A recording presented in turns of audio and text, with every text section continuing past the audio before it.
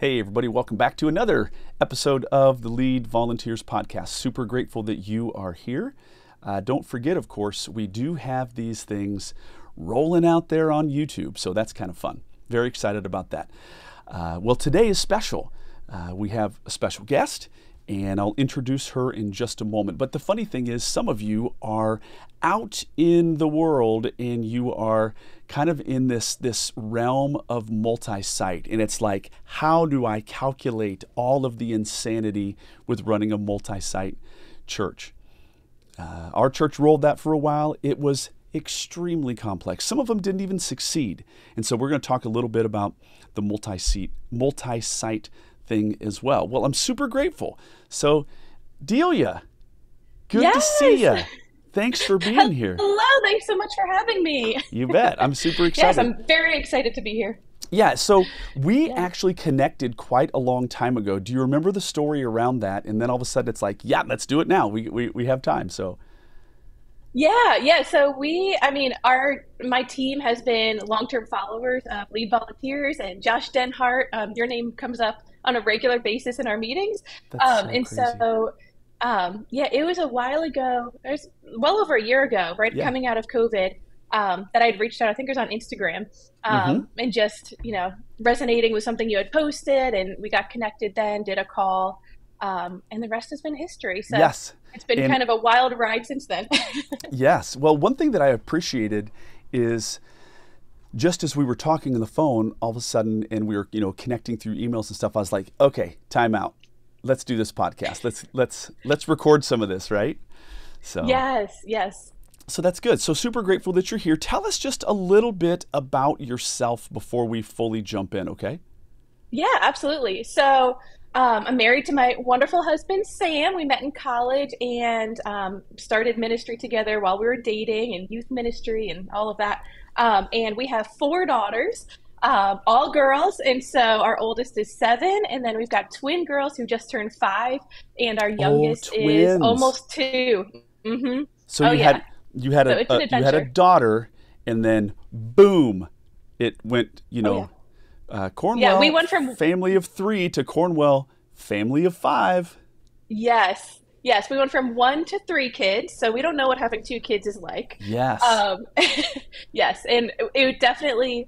I remember the first time we went out to eat after the twins were born, and we rolled in with this massive stroller with all 3 kids in it, and everybody was staring, and I just got hit with, oh my gosh, we will never be the people that can just roll in and not be, Oh not man. get gather attention. So Well, the other thing yes, that's it's an kind of adventure. interesting, I mean, as if you would know any different, but which do you think would be easier, having a kid and then having twins, or having twins and then having another kid? Who knows? You'll never know. But what's your thoughts on that? Yes. I tell everybody I'm so grateful that we had Emmy first, and she was our guinea pig, like first star, and we got to learn, transition into parenting and get through, with your first, you want to do everything a certain way, and your Sure, expectations are here, and we sure. got to, live through that. So then when the twins came, we knew what mattered, what didn't, and we could, it was survival mode, but also making Oh, it of fun. course, So of course. yeah, Well, you yeah. mentioned earlier that your husband is on staff at your church as well. Yes.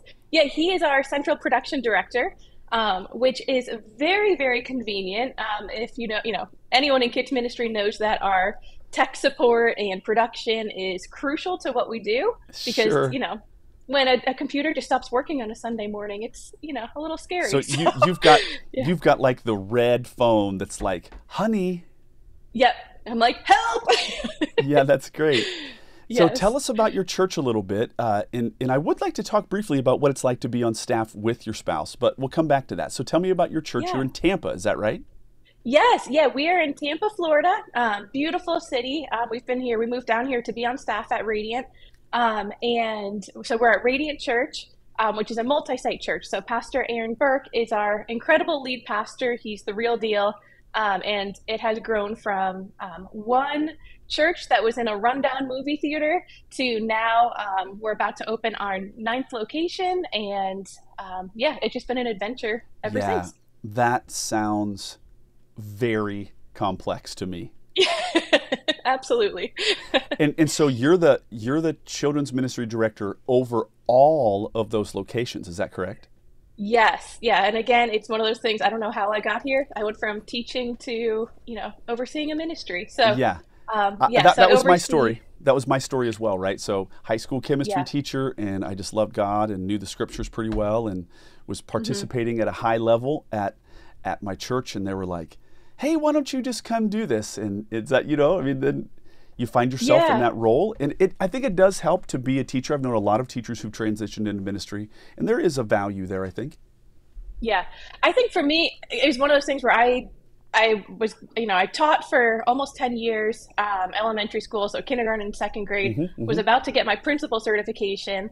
And then that was when we got pregnant with our twins, and we got called down to Florida, and our world kind of changed. And then I tried to go back to teaching, and there's one of those moments where like the grace had lifted, and I was Yeah, doing it because that's where I thought I was supposed to go, and God didn't call me there anymore. So that's when I ended up at Radiant helping out in the kids ministry, and it kind of evolved since then. yeah.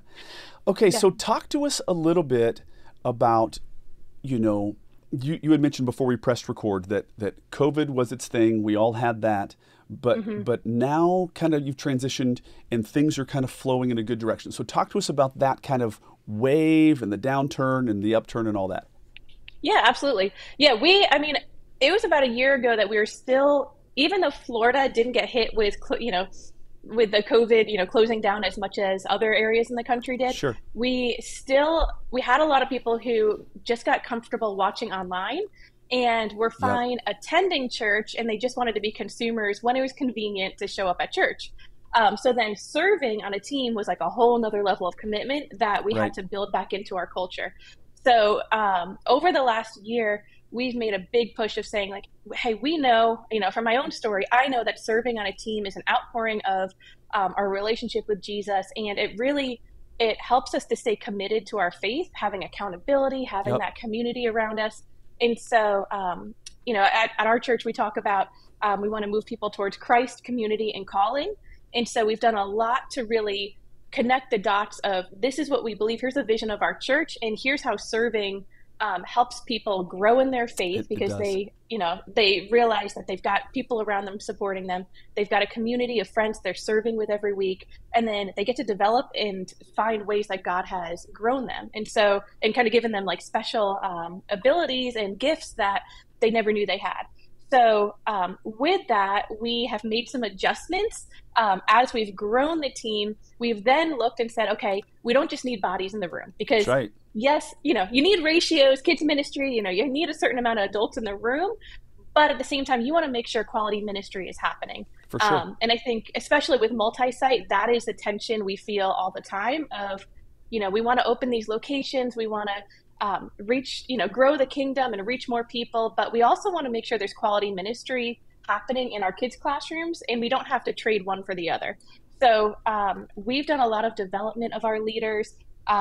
We've really pushed the quality and held accountability through just actually documenting things, having standards, and Yes. having resources for our volunteers to go back and get more training or have resources to look back on so they can get better at the calling that God has given them. Well, that's huge. And several things that you said, I agree. The level, like all of a sudden COVID caused, like since everything completely shut down, and it was Mm-hmm. almost like people were as they were re-engaging with society, it's almost like they were Yeah. like, I'm not going to do that. I'm going to push pause on that. I'm not going to just jump back into all of my things. And that is something that everybody around the country experienced. I appreciate that you said Yes. now that you were able to get bodies in and people were beginning to participate again, then that you Mm-hmm. wanted to increase the quality of their Yes. serving experience. And I do want to say one more thing before we kind of touch on quality. You said something that resonates so deeply with me in that I think that people who are serving are in a far better position to be growing.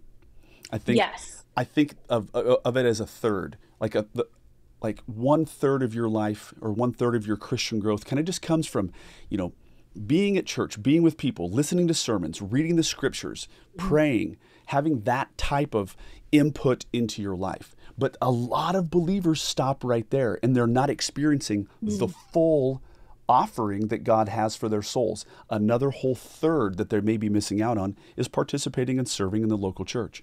As you serve, you Yes. learn who you are. You learn your gifts. You learn what God spiritually endowed you with. And Yes. you experience God. That's the key, is that you experience God when you're serving in a way that you can't by just reading your Bible. Absolutely. And of course, Yeah. I'll say one more. The final third, of course, is being active and sharing your own faith, right? That's another whole aspect of knowing God. Go ahead.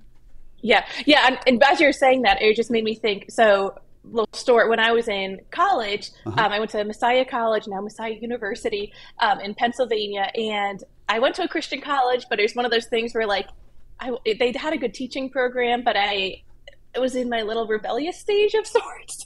Sure. And, it's one of those things where then I ended up getting plugged in at a church, and the youth pastor at the time, Jeff Graves, he's fantastic. Uh-huh. It's one of those things where he made this crazy ask. The first time I showed up to serve, he said, "Hey, we're going on a youth retreat and we need leaders. You want to come?" And it was thinking about it, I'm like, it was crazy. Like, here, I didn't Yes. know a single person. It seemed weird, but I'm so thankful for that call into ministry, even though it seemed crazy, because it kept me focused on others during a time in college where I Right. could have drifted. And it kept me accountable, because here I'm serving, teenagers at the time, and I had to have integrity. I couldn't be telling them, here's how God wants us to live, and then be doing my own thing, back, wherever. And so I'm thankful for the call into ministry, even though it didn't seem to make sense. So that's something we talk about with our leaders all the time of, there's a culture right now of, church hurt, and Oh, we yes. don't want to use people. And it's, it comes up all the time. Our kids directors, lots of them at our locations are young adults who are just starting to lead in ministry. They've been Christians for a little while, and these hot topics come up of, these different documentaries and, all the different ones Sure, that of are out there course. right now. And it's like, it's the fine line between, they don't want to be using people, and that's not their heart at all. But it's hard sometimes when you haven't been in ministry very long to figure out, how do I communicate how Hmm. amazing and the gift it is to serve, without feeling like I'm using people. And so that's been That's a something we've leaned good into big word. time. That is a good word. And um, if people have listened to the podcast for any length of time, you may have heard me share at least a portion of this story. Yeah. I was a new kids director, kids pastor, and I had this massive, massive load of people it was a big church. It was a massive number of people that I needed to enlist. And, Mm-hmm. and I felt overwhelmed, and I looked up to God, and I was like, I don't think this is reasonable. I don't think this is reasonable to ask one person to find this many people. And Yeah. then God impressed upon my heart. It was almost as if God was saying, okay, well, what has serving in the local church done for you? And so then I was like, Mm. oh, wow, a lot more friends. I know your word a lot better. I've Yes. experienced in real time the Holy Spirit. I had this little list of ways that I had experienced God that I wouldn't have experienced him had I not been Yes. serving.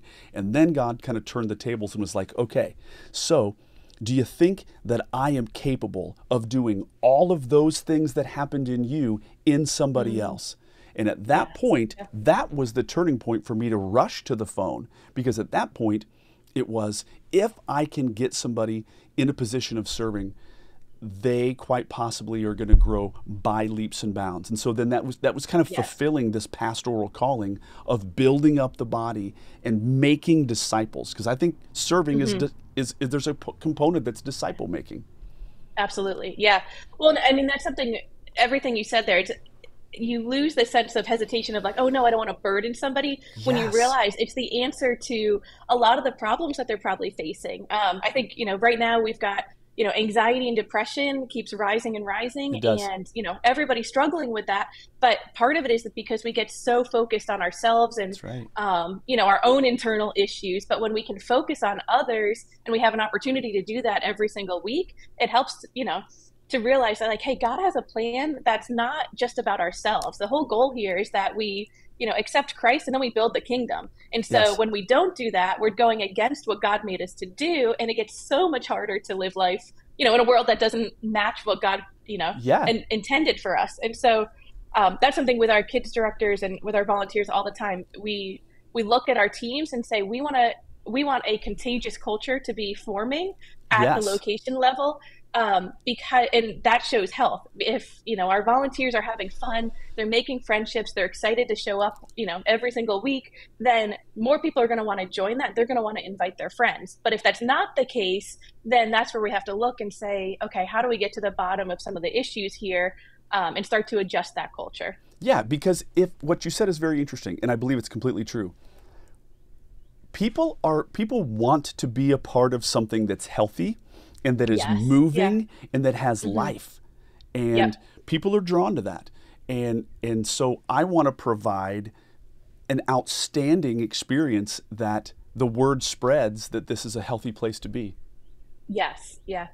Yeah. And we have one of our locations, our Heights location is in the downtown Tampa area, and it's Uh-huh. right near a bunch of college kids. University of Tampa's right there. And it's been so fun to watch that location grow, because when it first started, there weren't any, there's like, it wasn't any there weren't a lot of families. Yes. And so there's a lot of young adults, and it was older people who were kind of empty nesters. And but what we did is we were able to really tap into that young adult group of these college kids who were here. They, didn't have family in the area. They were able to serve on the team and build friendships. And then because of that, it became one of our healthiest kids Right. ministries, which then brought in more families. And so, Okay, so it which all comes happens back to first, that. right? Which happens first, Yeah. chicken or the egg? So all of a sudden, you brought in a bunch of great college kids and young adults who had this dynamic interconnectivity, and they had relationships with one another. So in kind of the Lead Volunteers ecosystem, we talk a lot about, you know, a way to retain a volunteer is to get them socially and spiritually connected to another adult. And if they do Yes. that, Yeah. this thing is super healthy. It's happening. It's very exciting. And then out of that health, other families want to come. And now it's like this beautiful snowball thing. But it has Yes. to, like when your volunteers are healthy and they love one another and they're excited to be there, that is contagious. Oh, yeah. Well, and I think also when it's that snowball thing, it takes time. And I think that's part of Yep. when I first jumped into this role, it was like, okay, how come we can't fix things? I have really high, vision, and Me then, too. the patience part can get a Yes. little difficult. I'm like, okay, we're doing the things. How come we're not seeing results? And what we've noticed is by being obedient to the vision that God has given us and taking the right steps, we've seen that over time, we're seeing more and more of that snowball effect, and we're Yep. starting to see momentum catch up and get healthier and grow faster and faster because of the little steps of obedience as we went. But it's one of those things where you just have to stick with it. I think, Yes. And I would yeah, say people get out of ministry way too fast. they do. And Yeah. I couldn't agree more. And I would say, I call it, this is how I refer to it, the long game wins. The long Yes. game wins. The longest view wins. The short view is pain, and it's Oh, yeah. turmoil, and it's not working. The long game always tends to win. Couldn't agree more. Yeah. Let's turn the corner and talk about multi-site, because you are operating in a multi-site dimension. And that was one of the first things that we were talking about. That's how we first got connected, is you had a couple of questions about lead volunteers and multi-site and how to kind of integrate this, which by the Yes. way encouraged me that you said that, or before we pushed record, that as you're developing new leaders and new people come on for a new site, that one of your first moves is to get them through the lead volunteers material. Absolutely. Yeah, we have been long term. I think when you first started coming out with the subscription model, we Yes. quick signed up, and that has been so helpful. There's certain episodes of the podcast, Share the Vision, Not the Sacrifice. Yep. When you're recruiting, that's one that, like, every time we have a new kids director, I'm like, okay, listen to this. And, like, I'll tell them which ones to listen to. Oh. I'll get them on the lead volunteers course, because it has been a game changer to have, you know, it's a huge shift going. A lot of times we take our kids directors, they were, really quality volunteers in the classroom. They moved up into what we call our team leads or our coach Yep. positions. And then when you learn, like when you become a kids director, you all of a sudden, you're not leading kids. So we have these people who are very much called and have the personality of wanting to be in the classroom ministering to kids. And now you have to figure out how to do that through a whole bunch of adults. That's exactly and so right. that's been, having the lead volunteers and all of the courses you've come out with since has been really helpful in developing people who have a call to this ministry. Yes. But the leadership part of it is where they need to grow and develop. Years ago, Delia, this was so funny. People would say, "Oh, wow, Josh, you're a kids pastor. You must love kids." And here was my answer. Well, I actually do love kids. However, I work with adults who work with adults who work with adults who work with kids. Yes. And so this dates me a little bit, but that old cartoon, the Go-Go Gadget arms. Do you remember that guy? Oh, yes. Yep. Yeah.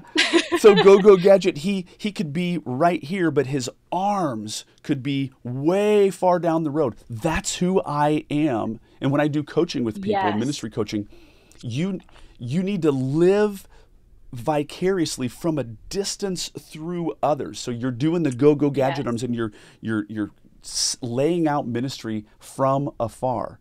And Yes. and that's a big shift, isn't it, Delia, when all of a sudden Yeah. somebody has and been I think so passionate about kids, and it's like, okay, like I get it, but you're now going to be passionate about kids through others. That can be tough. Yes. Oh, it's hard. That's probably the biggest adjustment when people become kids directors, in our model, to have that big switch from, hey, I'm not with the kids anymore. And it's like when you get, as you get like into vocational ministry, you actually are stepping out of ministry because That's right. you're equipping other people to do the actual ministry on the ground and be the hands and feet of Jesus to, those kids and those parents. And with Multisite, it just is multiplies that exponentially. even more. Oh Yeah. my goodness. So that's been, especially during COVID and over the last year, as we've grown locations, we realized, we'd look at certain, and this kind of goes into all of the multi-site parts of things. There'd be times where we'd look at certain locations and go, something is just off. Either, volunteers aren't growing, the culture's not there, we're not retaining families. And a lot of times what we've realized is we don't actually have a framework and documentation and training of all of these things that were kind of tribal knowledge. And Okay, that's I like this. Push pause on that. Yeah. I love Yes. this idea of tribal knowledge because I call it insider leadership language. I'm sure that Yes. tribal knowledge is the same thing. So speak to that. Yeah. This is huge. Yeah, so that was that was one of the things we learned the hard way, I think, when we launched our first location. It was tough. And then we learned from there that, hey, just because people come from, your main location, your broadcast location, and know the culture and everything, doesn't mean that it's automatically going to multiply to those other locations. Right. And so that's over the last couple of years, really the last year especially, our central team has really been working to develop frameworks and trainings and everything to be able to hand to our kids directors at the location level, so they can really they can do the ministry that only they can do. The goal with all of it is that we want the people who are at a location to really be able to focus on the relationships and the nuances that steward the people that God has given them and focus as much as possible on those relationships that only they can do. And so with that, As opposed to what I call the administrivia. It's yes. administration and there's always some and of it, trivia, right? Yes. And so if you can standardize and systematize that stuff, then you're positioned well to do that which can't be systematized, which is human to human. That's the whole goal. Yes, exactly. So that's the part where our curriculum we have developed so that way we're multiple months in advance with all of our curriculum, and it took a season where we had to work double time, part double, time, triple time. That's right. To get ahead, because we're like, okay, we can't go, we're going week to week, and then we're Can't going, happen. Month to month, and now we are at least 2 to 3 months in advance with all of our curriculum at this point, with sending out the videos and the lesson plans, and we've systemized, we send out these big bins that have we try to do everything centrally that we possibly can. So making the copies, and there's different models of multi-site, but Yes, of for course. us, that's where we want to support everything we possibly can. So that way, it gets to a location, the kids directors just unpack everything that they need, and they can jump right into ministry. Yes. So So, when you yeah. say this word tribal knowledge, does that mean kind of the insider leadership lingo that transfers to everybody? Yes. So that's when we talk about that, it's kind of the things that, like, oh, we've always done it this way. That's kind of the common phrase of, like, I'm trying to think of some examples, but a lot of it is, oh, yeah, hey, we always did it this way, or we always have this, or, oh, that's the way we do it. And then you have somebody who, is second generation to the Yes. church and being on staff, and they're like, oh, okay. So they can kind of say what so and so said, but then you lose the why. And so Right. now they're just following a rule which doesn't actually apply anymore. And they don't Um, understand the ethos and the yes, unction behind it. And so right. that's the idea of like about creating an individual who doesn't really have it's like transmuting DNA. It's transmuting Yes. DNA, the real ethic behind Hmm. in the skin and the meat behind what's going on, as opposed to just kind of pounding through. It's Right. trying to impart the true, like, red blood vision. Yes. Yeah. And so we've had to work really hard to, creating a policies and procedures manual that was very spelled out with, details of how we do things, or um, creating like how we follow up with first time families and documenting, hey, here's the steps that we take. But then when we sit down with a kids director, the big goal that I have when I'm training them is teaching them how to think. So, like, yes, Yes. we follow up with the family after their first visit, but here's why, here's the vision behind that. And so, yes, there's policies and procedures, yes, there's a document and everything, but I don't want robots. I want people who know how to have that personal And relationship. how to do ministry. Yes, yes. And so that's the part that is, it still becomes kind of tribal, but at least there's a framework to go by, and then we can start to train how to think with the that Yes. foundation that's there. Yes. So in other words, it's having the infrastructure there. So Yes. and the infrastructure is the bones, so that you can lovingly put the meat on and then overlay it with skin and say, this is the whole package. But watch this. Right. If you launch a new site and you don't have that infrastructure, it's a very ad hoc, every Hmm. once in a while, you're only solving problems that are cropping up because they don't know the heart. Well, if Yes. you could impart the heart early, you're not going to have those problems. And so it's creating a system by which you can transfer that.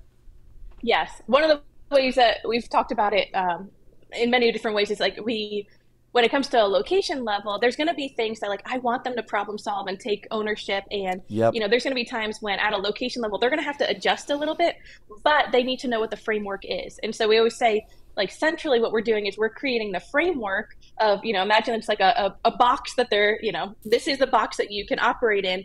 And then they know where they can kind of push against that box and Yes. see, can I adjust? And you've got this entire box that you can operate in, and here's Yes. just the framework of what that looks like. And I call it the But I that's call our it the job open to field. create that. Yes, I call it the Yes. open field. Okay, here's the football field. Hmm. You can play anywhere you want, but we'd rather have you not get out of bounds. These are the bounds. Yes.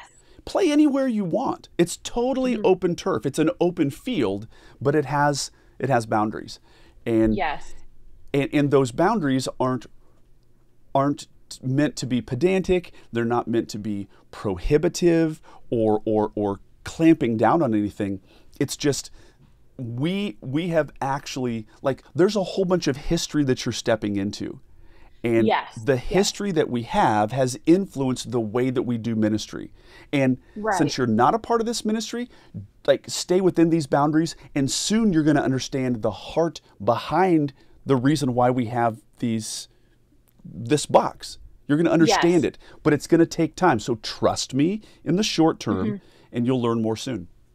Yes. I mean, I always think, like, being a parent has prepared me for this in so many ways because it's very much like being a parent. When don't put your hand on the stove, it's going to be hot. And you've got, they always want to test it. Is it really hot? Do I trust them?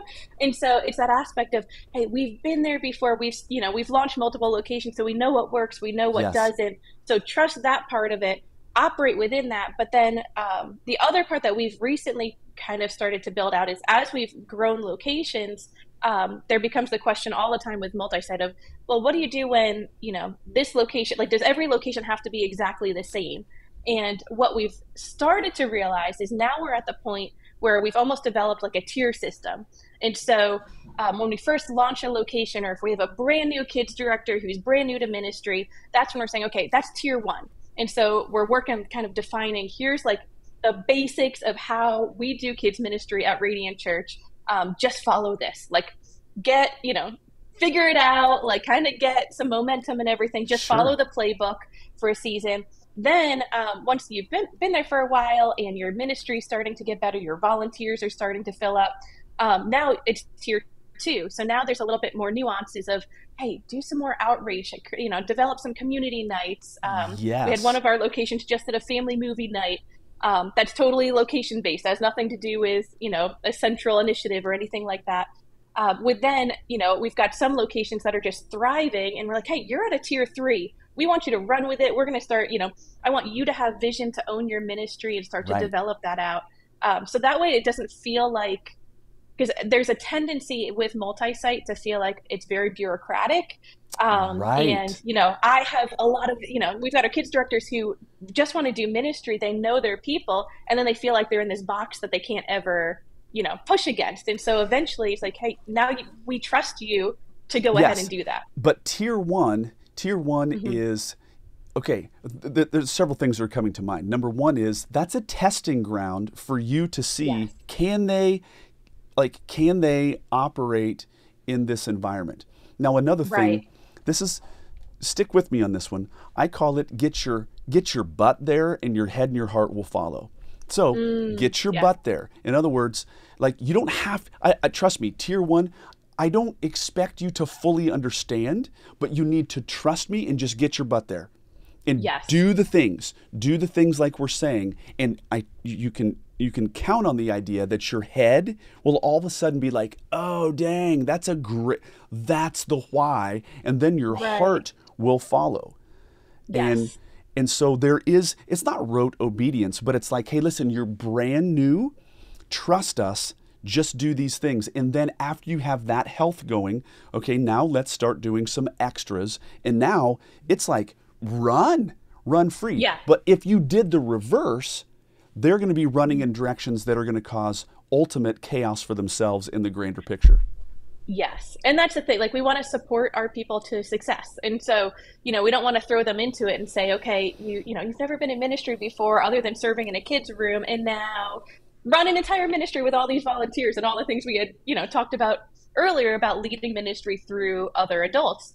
And so the goal is we want to help, almost like an internship in a sense of like, hey, let's like an apprenticeship of, hey, let's develop through this. We'll hold your hand. We'll make sure you have everything you need. We're here to support you, with the idea that then as you become a teenager, we expect you to go ahead and take more ownership and, go ahead and make decisions with, hey, there's still going to be, I think last we talked a little bit of like, you need those guardrails to know, like, how do we still continue with the same vision so that, as in multi-site, we all have the same vision, we have the same direction that we're going. Yes. But how do we put some guardrails there to make sure that you're not wasting effort trying to do something that's off in left field? Yes. And I would say North Star. This is how I refer to it as. Yes. We talked about this, right, on our call? Yes. I'm remembering. From last time we talked. Yes. So North Star. That's what everybody is heading toward, that North Star. But we also have some guardrails. And those guardrails are, just like there's theological guardrails and there's operational guardrails. And we stay between these. And you can drive all over the road. It's going to be super fun. And we're all generally heading in that direction. But there's ways to do this. Now, I have a very important and intriguing question that I want to ask. I would imagine that different people are going to be, let's say you have 9 locations, right? And and which you do, which is crazy. But you have, I imagine that the speed at which somebody moves from tier 1 to tier 2 to tier 3, I bet you there's two sides to this. Number one, some people might move through those faster than others.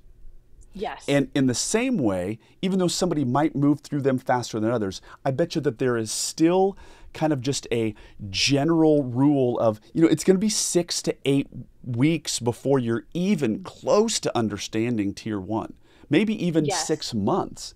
So talk about this, like how different people might move through them differently, and then talk about how, I don't care how gifted and great you are, it's still going to be a process by which you move through these tiers. Talk to us about that. Yeah, absolutely. It's kind of a combination of one, the experience level and like the leadership ability of the kids director, but it's also the health of the location. So, there's kind of Interesting. twofold of that. So, we've got some kids directors, they jump right into it and they have to figure out how to lead these volunteers and call people into leadership. So we have our coaches and team leads and things like that. But then there's sometimes when they might walk into, maybe they take over a ministry at a location and they've just been struggling with volunteers. And so even though they might be a very experienced person who knows all the right things and, Yes. they would in a different setting could be a tier 3, but they're going to look at that location and say, hey, we want to make sure we have quality ministry happening for our kids. And none of that, we can't do anything beyond just focusing on getting Basics. volunteers in that room. Yeah. And so if we don't have, it's kind of looking and saying, what's the bare bones of like, hey, we have to have quality volunteers who are showing up for our kids. So before we even move out of tier 1, we've got to get that volunteer base solid. Yes. This is very interesting to me because you did bring up something else that's quite interesting, that there's two, I'm a science guy, so I think in terms of variables. So these two variables are, you've got somebody in their individual unique gifting. And are they a charismatic leader who can enlist and equip other people and who other people like and know and trust and will get behind them? Okay, great, that's fine. But then if you take even the best of the best and you put them in a very challenged, beat down, like structurally inept, not human inept, structurally inept church or environment, that's gonna be the bottleneck, not the human. Yes. But there's times that you might have a really robust, all of the gears are beautifully aligned structurally, and this leader, they're not really there yet, and they need to be built so that they themselves aren't the bottleneck. Exactly. And I think it's like that for, anybody, even trying to contextualize it to maybe if somebody's not at a multi-site church, but they're looking at, they've got some different people that are stepping up into leadership. They need somebody to own their elementary area. That's right. Beyond, to move up from a volunteer to now really owning that in a different way. It's not a one size fits all. And I think multi-site, you feel that even more of you're trying to systemize as much as you possibly can so that you're working smarter, not harder. But every person's different. God made us all different, and that's incredible. And he trusts us to steward different groups of people and different settings. And so sometimes we might have a really amazing person who's stepping into a really tough situation and they're there for a reason, but now we have to lean into that and figure out, it's not a personal thing that you're still at a tier 1. This is where we're at a ministry, as a ministry. So now let's figure out what our starting point is and start to diagnose what are some things that we need to do to adjust. And I like the idea of improve. diagnose. I like the idea of diagnose because there are so many variables within the structure of a local church to be like, okay, so it's so fun to walk in and go, okay, so why isn't this as healthy? And so you begin to do this analytical diagnosis and you're like, okay, that and that's interesting. Now, the other piece too is, and I'm glad that you brought this up, even if somebody isn't at a multi-site church, you can think of it as, because really in a sense, you might have a multi-tiered ministry in that you have a preschool age, you have your nursery, your preschool, your elementary, and your upper elementary, who all of those are being led by different people. That's essentially a multi-site in and of itself. It's a smaller group under a larger umbrella who's being led by one person. That's what you're doing in multi-site. This is a smaller group. It happens to be a church. leading, and one person is kind of leading that area. So I have to just tip my hat a little bit because you have to have quite a bit of leadership chops yourself, Delia, in order to be able to touch and manage 9 different humans who have vastly different church cultures. Because I don't care if it's still a part of the main mothership. 9 different churches, those are 9 different organizational personalities. Yes, and that's, I always think like the way we've always explained it is, it's discipleship. And so we're looking and saying, Jesus had his 12. Right now I've got my 9, Yes. 8 right now. And so trying to look and say each of them are different. Jesus, he interacted with each of his disciples very different, and he knew that they had different giftings, different backgrounds, all of that, and was able to use them in different ways and empower them in different ways and call them into much more. And so, it's the same way whether you're, multi-site or you're one location and you've got 10 volunteers. Yes, and, it's the same thing. That's your all of your volunteers that you have. That's okay. It's trying to figure out at whatever level you're at, how can you pour into those people that God has given you to steward and grow them in their relationship with Jesus and their leadership and their discipleship through their calling as much as possible. And so again, it's just, I think that's where my teaching background, I think we talked about this earlier, was my teaching background comes in handy because when I was teaching elementary school, I would teach reading, and I constantly think back to when I would teach these guided reading groups where we're thinking, okay, in second grade, all of the kids, even they're on the second grade level, they're going to be at different reading levels, and they need different instruction to help them get to that next level of reading ability and comprehension and fluency and all of that. And so we would group the kids based on their ability. And so it's the same thing with, when you're leading and, discipling your people.